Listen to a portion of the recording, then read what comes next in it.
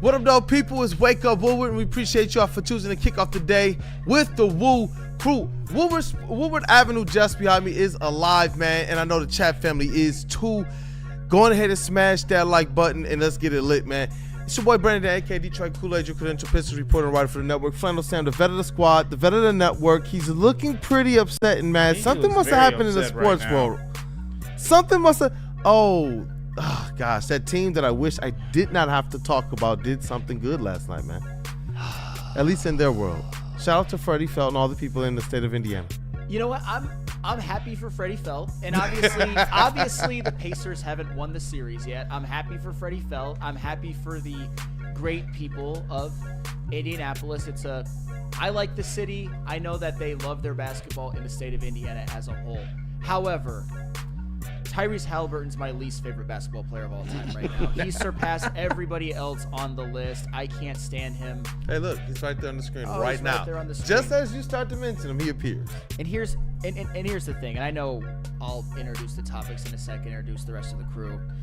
I've come to a realization last night, though. Congratulations to the Indiana Pacers. You are the 2025 NBA champions.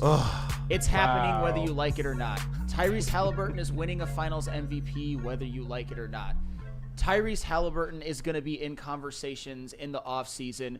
Are you sure he's not better all time than Chris Paul? Are you sure he's not better than Luka? Are you sure he's not better than SGA? All of that is happening whether we like it or not. And to quote the great Big Sean, I feel I'm ready to jump out the window. No. Don't jump out the window, Sam. That's how I feel right now. It's happening whether I like it or not. Listen, we still have a Tiger season. You have a Riley Green jersey. Hold on to hope, man. And you know what? I don't want to see the Pacers have anything good. I still love you, Freddie Felt. I don't want to ever see the Pacers have anything good. These rivals, they burn deep in my soul. But again, you guys know me. There are certain things that you have to apply the West Man-Tooth scale of respectability to. And yes, this is one of those anchorman situations where I look at the Pacers and everything that I like about basketball, they're doing it. And they're finding a way to do it in this era.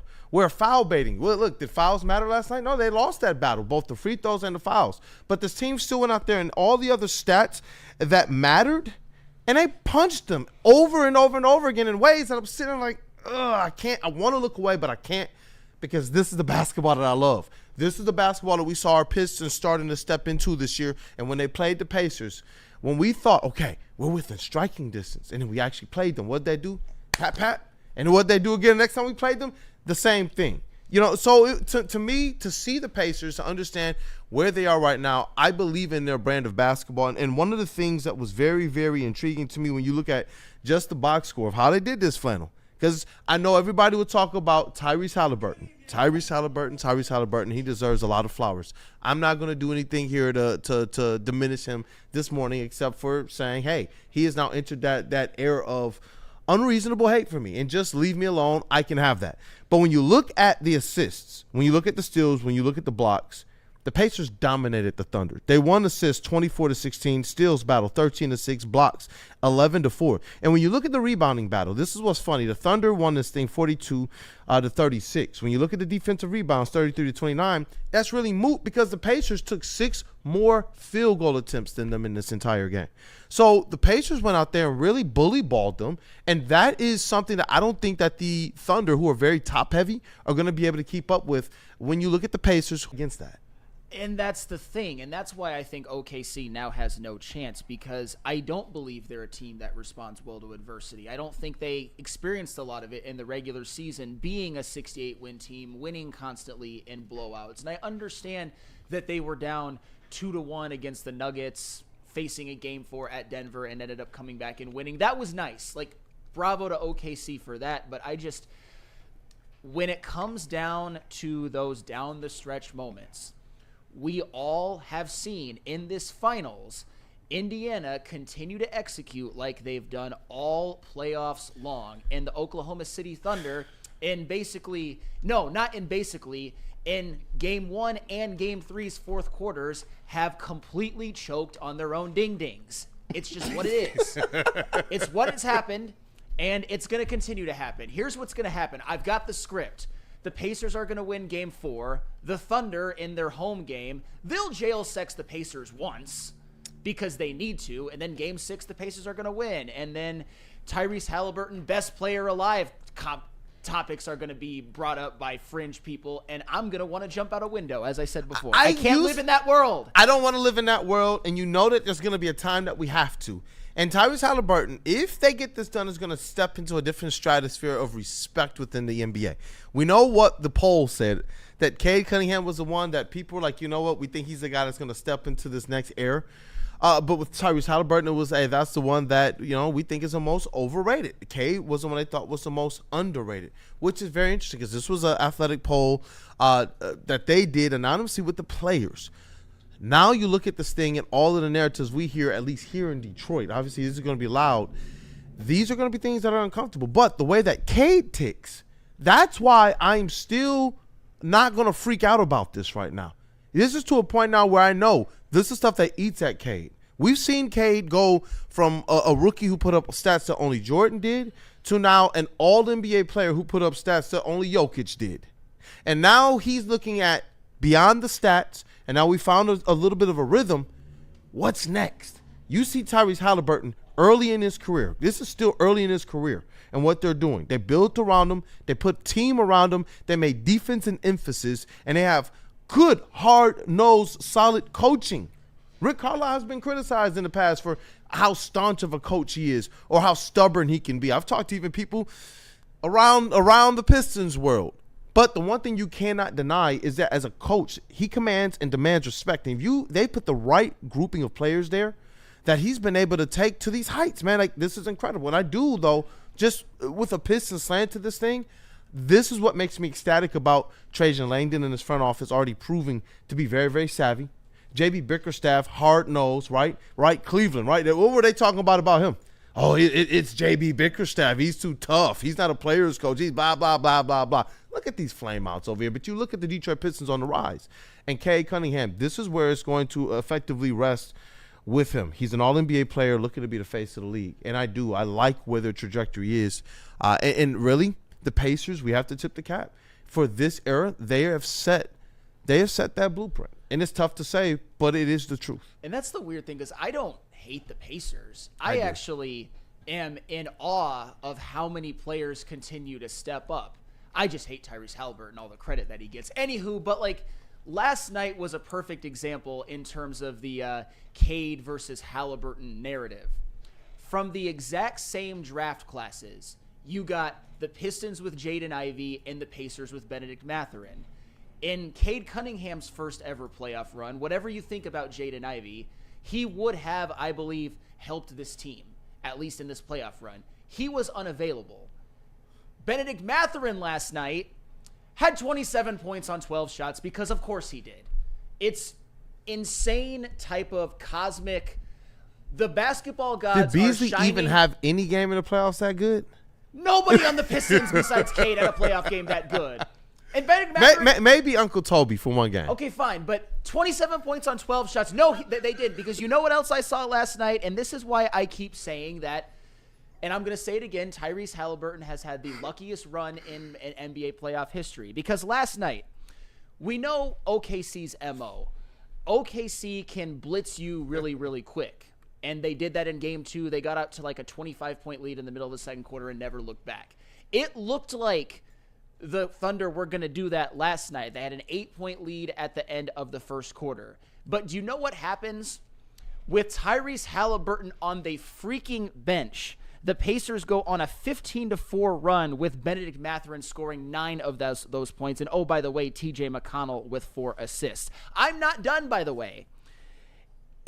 At the beginning of the fourth quarter, with OKC leading by 5, with Tyrese Haliburton again on the bench, the Pacers go on a 14-9 run to tie the game when Hallie comes back in, and Mathurin scores 8 of those points. So 17 out of Benedict Mathurin's 27 points last night were on beginning of second and fourth quarter runs that completely flipped the game, where it could have easily gotten away from the Indiana Pacers. But Haliburton's bench gravity, yo. I'm sure that's what a lot of people are saying. Impact on the game that isn't the box score, a.k.a. sitting on the bench picking his nose while Benedict Mathurin goes off. I'm sick of this shit.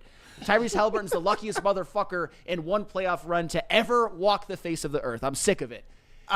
Listen, there is so much that I want to be able to say. He played a good game last night. He did play a good game last night. I was going to say, bro, he was 1 rebound away from a triple-double. I understand. He actually put up star floor. numbers last night for the first time in this series, by the way.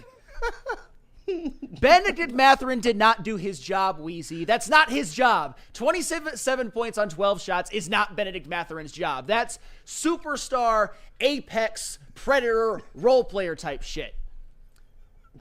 Just like Aaron Nesmith in Game 1 of the Eastern Conference Finals. 5 of 5 from 3 in that stretch. But you know what, though? This is what we know about winning basketball. These teams that have punched their way through what the narratives say is a winning squad, hey, you need a superstar to look like this. You need your squad to come together these ways. You need these many superstars. No, the Pacers, just like the Pistons in 04, have found a way to get through by solid basketball from top to bottom.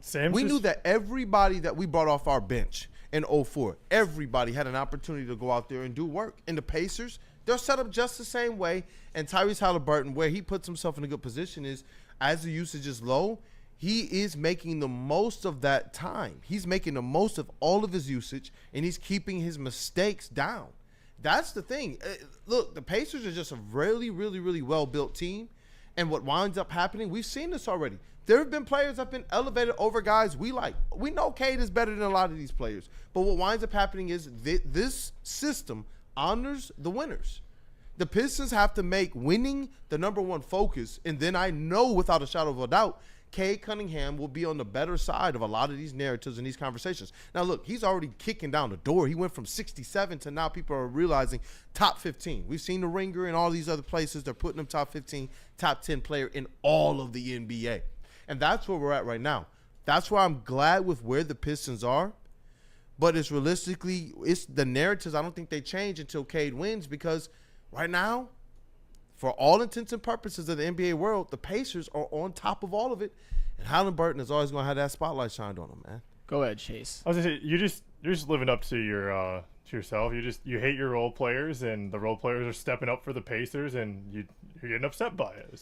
It's on brand.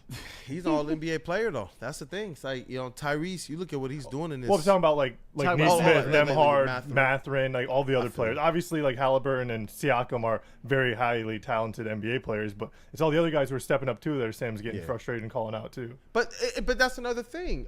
I'm glad you actually brought that up, because it brought to mind, just again, the health of their organization. If we would have drafted Benedict Mathurin to the Pistons, we would still be sitting here right now saying he has to be the number 2 player right now. Think about the pressure that would be on him. That's the difference between where these two teams are right now. Benedict Mathurin can be a role player. The pressure's not on him. That's the whole thing. You look at Tyrese Haliburton, Benedict Mathurin, Nembhard, and all these guys, their usage rates are so low that they're able to just play to their fullest potential. And that burns me up, because despite drafting so well over the 3 or 4 years, we see how much they've undermined their own success, the Detroit Pistons, by not putting the right players around them, to the point that you go out there and get some of the least heralded free agents on the market. You get Timmy Beasley for $6 million. Nobody, think about it. If anyone thought he was going to be what we saw last year, he was not getting $6 million from the Pistons. He was going to get more from somebody else, and Tobias Harris. And then that added 30 wins, and the first team to go from 14 to 44. That's what excites me about what's ahead. But this is where, when you look at the Pacers, you look at the fact that they're rookies. You look at the fact that they're role players. You look at the fact that they're big men. None of them are stressed. Look at the Pistons' big men. How stressed did Isaiah Stewart look out there? How stressed did Jalen Duren look? And then when you get just behind them, it's Paul Reed. For as much as I love you, bless your heart, try hard, Paul Reed. It's Paul Reed. That's the difference. And as the Pistons, I think, as they build closer to a brand of team that Flannel, I don't know if he likes or dislikes, full of strong role players, I think that we're going to see Cade Cunningham getting even more love than we see Haliburton. Well, this is actually the opposite. I don't like when role players get propped up to being like full hero status unnecessarily. Brandon Inge. This is Donnie perfect Kelly. examples right there. Even Darren McCarty. But we've been through this before. We've been through this before. Shots fired. No, we've already been through this before. The game-winning goal in the first cup to end the drought in how many years? A little bit more than roles. Guys, he had a pretty big role that he played. I'm gonna stand up for D-Mac. Again, that was that was an insurance goal in Game 4 of the finals. They were already up 3-0. Still the game winner. Let me finish. This is the opposite of that, though. In a couple of years, nobody's even going to remember Neesmith and Nembhard and Benedict Mathurin. It's going to be the only highlights we're ever going to see is Tyrese Haliburton's game winners, and we're going to be having the choking, the dances. Actual NBA people are going to be having discussions of, was this finals run actually just as good as Jokic's in 03 and Steph's in 2023, Steph's in 2022, all of LeBron's, Giannis's in 2021, Kawhi's in 2019. It's going to happen whether we like it or not, and I can't accept it. I'm trying to accept it, but I'm broken right now. I think that you're missing the mark a little bit, Flannel. What am I doing? I think that you are overcompensating for the fact that you don't like role players, so you think that people don't remember them. I'm not even that big of a basketball guy, but I could tell you who the role players are on almost every single championship team for the last 5-10 years. You don't forget those types of players, like Bruce Brown and Michael Porter Jr. in the Denver finals. They came up huge for them down the stretch, especially Bruce Brown. Yeah, Bruce Brown paid, man. Yeah, exactly. I mean, the Warriors teams, like Sean Livingston, he was a huge part of their dynasty. Kevin Looney, these types of role players etched themselves in name in NBA history by having these good postseasons, and that's why you remember those types of guys. They're who gives a about them during the regular season, but during the playoffs, they come, they make big plays, and they're remembered, just like how D-Mac was. Yeah, I see Matthew Kruger too. He said, "Quit with the nonsense, Kool-Aid. They tanked 3 years in a row. Of course, they're going to be a better team when they actually try to not lose on he's purpose." Not a Pistons fan. Hey, People listen, remember David Krugs, Freese, Sam. they tried to put legitimate players around Cade Cunningham. They didn't just try to tank. Cade Cunningham's leg, you remember that thing? Yeah, he missed the whole season. And then they went 2 years in a row. 2 years in a row with vets. How did Cade's first year start off? Was Cade on a barrenless, talentless team? Or did he have guys that went on like Jeremy Grant and got, I don't know, his highest contract ever based off of the play that he had here in Detroit? They tried. They really tried. They failed. Jeremy Grant, Kelly Olynyk, you look at the vets they brought in year one. They tried. People always gloss over that. Then you go forward into when they brought in Alec Burks and Bojan Bogdanovic, and it just failed 2 years in a row. Now you got Trajan Langdon in here who just tried marginally. I don't even know what scale I feel like they tried harder to put the right players around Cade underneath the freaking Troy Weaver era. They just kept failing. Trajan walks in and just, well, we know Tobias is on his way in. Hey, Timmy, they don't like you in Dallas. You want to come here? Hey, Beasley, for whatever reason they don't like you there, you want to come here, and then voila, magic with the same young players and these three players that Krugs in the beginning of the season said these Pistons team ain't going to really be it. I just don't get it. This is about team construction. And for me personally, I just believe that where the Pistons are right now, they do have a greater chance to reach what we see the Pacers doing right now, which will change a lot of that narrative that you dislike, because this is boosting Tyrese Haliburton, but it makes me think and wonder how much more would it boost Cade, who's clearly, as it relates to the stats, his effect on the usage and all that, and gravity, a better player. He is a better player, and that's something that I'm going to continue to rail against. That's why I keep bringing this stuff up about Tyrese Haliburton's good fortune and role players coming through every single GD time. It makes me want to puke. I mean, we can even go back to game one where the bench shot 8 of 12 from 3, and the Pacers as a whole shot 6 of 10 from 3 in the fourth quarter, with Haliburton making none of them and assisting on one of them, and before the game winner had a grand total of 2 fourth quarter points. Again, that's that whole impact on the game that doesn't show up in the box score. To me, you don't get to do that when you're considered a superstar and having a legendary playoff run. You got to have the numbers to back it up too, and Tyrese Haliburton just doesn't have it, other than game-winning shots. That's it. Hey, you know what?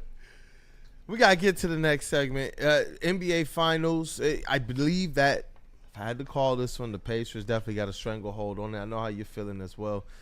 But you can't really count out SGA and the OKC Thunder. They've won a lot of games this year. I'm counting them out. It's not happening. Because we've seen this before. Like I said, this to me feels Very, very similar to what we saw in 2004 when everybody said that the Pistons were outmatched. They had, I believe, similar record disparities between the Lakers and Pistons and OKC and the Pacers. And you could just tell this was a better defensive team.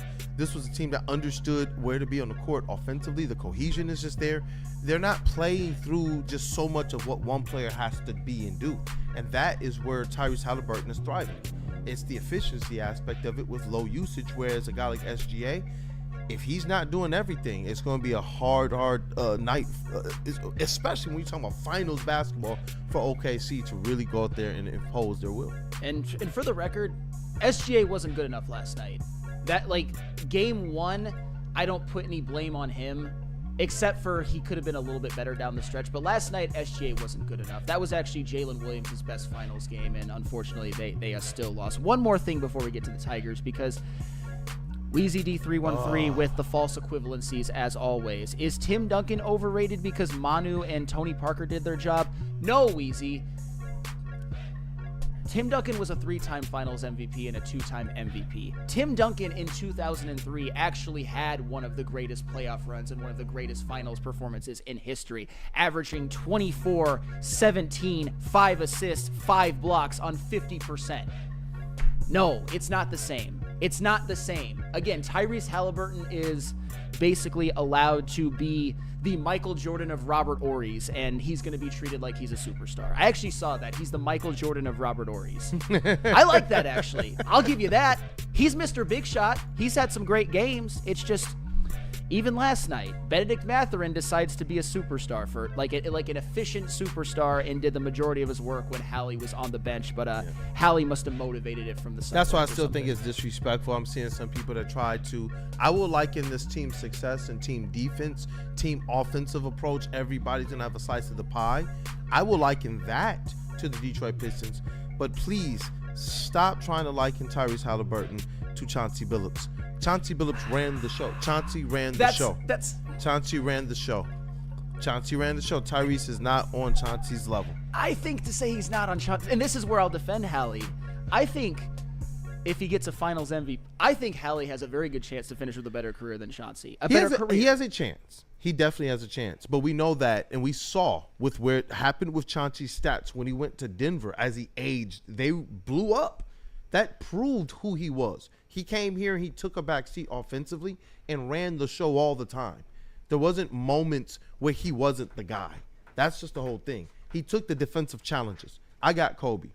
He took those challenges when Tayshaun needed to be able to sit. You go back and you look at those series and you look at everybody he faced on his way to winning that championship, and it was legend after legend after legend. And he took the challenges both offensively, defensively, running the show, getting everybody involved.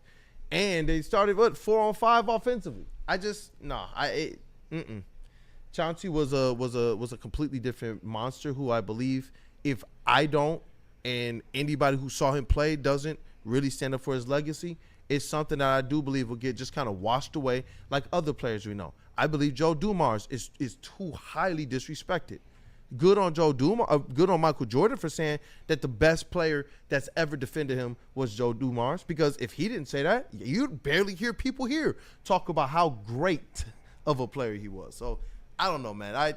I'm not hating on Tyrese at all. I've sat here and said he has changed that narrative. Cade is going to have to do and have the team success that we see Tyrese Haliburton having for us to change that narrative now. When the Ringer places Tyrese in the top 10, but they place Cade in the top 15, I can't argue about that right now. But as it relates to a player that we know is an all-time great, and I'm going to say that. I'm going to stand for my guy Chauncey. Yeah, Tyrese has a little bit more to do, but you are right. He can, based on what he does from here, find a way to have a better career. We'll see. I'm praying. I would give anything for the Thunder to come back in this series. I see a team that always executes down the stretch. Rick Carlisle's about to become thought of in an even more rarefied air. Not to extend this too long, but if he wins a finals this year with the Pacers, is he right up there? Is he like Chuck Daly in terms of legacy? I've always liked Rick Carlisle. Yeah. I've always liked him. The one thing I've heard is just there's an air of stubbornness that has kind of followed throughout his coaching career, and it just sat right with the Pacers, and that happens sometimes. You know, Chuck Daly was a guy who his personality, his persona, it just fit so well with Detroit and with what they were trying to do, and all the players bought into it, and I like it. Same thing here. I heard the same things about J.B. Bickerstaff, which kind of chased him out of Cleveland. And we see exactly how it meshes right here. I think more so than the negatives that have followed some of these coaches like Rick Carlisle, I think it's just more or less about finding your fit. Maybe some of those other teams that these guys have been with, they were in different stages. We know for the Pistons, it was early on in Rick Carlisle's career, and he proved himself. But he wasn't the right fit for that time, and Larry Brown was for that window. But you look at what Rick Carlisle is doing right now. I've always been a fan of his. I've always been somebody who believed he needed to be, looked at, in rarefied air. He's a hell of a coach, man. And now what you see him doing on this big stage, in which probably a lot of people counted them out early. A lot of even Pacers fans are probably nervous going in, who have probably so much more confidence. Because I remember how I felt in 2004. So I'm just kind of borrowing from those moments. Yeah, Rick Carlisle deserves a lot of flowers, and if he gets this thing done, I stamp. You think about some of the guys that are up there. If he gets this one, who's a better coach to you? Doc Rivers, Rick Carlisle? Rick Carlisle, and it's not close. Right. Rick Carlisle's already better. I've always thought Doc Rivers was an overrated coach. You hear certain conversations, though. I've always thought Doc Rivers was an overrated coach. I won't go that far to call him overrated. I'll just say I think some other guys are underrated. I still want to be respectful to what he's done to win as a coach. I'm respectful to what he's done. I still can't get over the Stephen A. Smith saying that Doc Rivers was better than Greg Popovich. Yeah, Doc Rivers was overrated. His last few years coaching with the Clippers and the 76ers has brought his rating right to where it should be. Fair. Yeah, he's leveled himself off and shown like he's was a little too overrated. Well, because he's not even thought of that highly anymore. I know what you're saying. Exactly. That's what I mean. He kind of tapered it off. Weezy D says he thinks Rick Carlisle and Doc are neck and neck. And I do too. I believe I believe what he's doing right now, though, is to me proving. And this is like NBA narrative. I think Rick Carlisle is a better coach. Just period. You look at the X's and O's. You look at the adjustments. You look at what he's done in series. To me, it's surprising they haven't gotten it done to this point. But you now look and you see roster construction, personnel, and boom. I like it. And you know what? If Carlisle, Dirk Nowitzki he obviously played great in the finals and the playoffs, but the fact that he got his first ring with Rick Carlisle and completely changed the perception about him, and then if he can do it with the Pacers too, in basketball crazy Indiana for their first title ever after so many. Nobody's had more playoff disappointments in the last 25 years than the Indiana Pacers. If he can do that with them, not even 25, go back to the late 80s, the Reggie Miller, 40 years almost. Nobody's had more playoff disappointments than the Indiana Pacers. If Carlisle can get it done with them, it's going to be one of the greatest sports stories. That's one where that ring means probably more than a lot of other ones. It is one of the basketball meccas. And Big Con 51, just one more. I love Chauncey, and every Piston fan will go to bat for him, rightfully so. But he was in the absolute perfect spot. You can't hate Hallie and love Chauncey. Yes, I can. Just like I love Isaiah and I hate Michael Jordan. Just like how I love the 04 Pistons and I hate LeBron James. I respect those players. If I were to say that these guys suck, then yeah, I respect Tyrese. But again, you look at what Chauncey was. I don't believe that what we saw to Chauncey in Denver, I don't think that we'll ever see that level of statistical play out of Tyrese Haliburton. I don't think we will ever. I don't think we'll see a guy who he can go out there and average 25 to 30 points a night while you still got Carmelo on your team. I just don't think we'll ever see that with efficient play still. Hey, I just don't. We'll see. Just a reminder that Tyrese Haliburton didn't even make the All-Star team this year. But anywho, on that note, speaking of somebody who definitely won't, that would be a way too put a slam dunk at the end there, man. I'm not going to try to cleverly transition. I'll just say this. Last night and yesterday was one of the few bad days we've had as Tiger fans. And I don't necessarily want to dissect every moment of the game, but we do have to talk about Jackson Job's Tommy John surgery. The game didn't even matter to me. At that point in time, they still got time to win the series because up to this point, all of the adversity has been stuff that's just been Casey Mize, they've given themselves a cushion. The adversity has been things they can overcome, but we had big hopes for one Jackson Jobe. Hey, Absolutely, and those hopes are going to have to be put on the back burner for just a little bit. But we'll talk about it. We'll give some details. I'll tell you why it's not the worst thing in the world, but it's also, you don't want that to see that happen. But JB Smoove, tell us about Matt.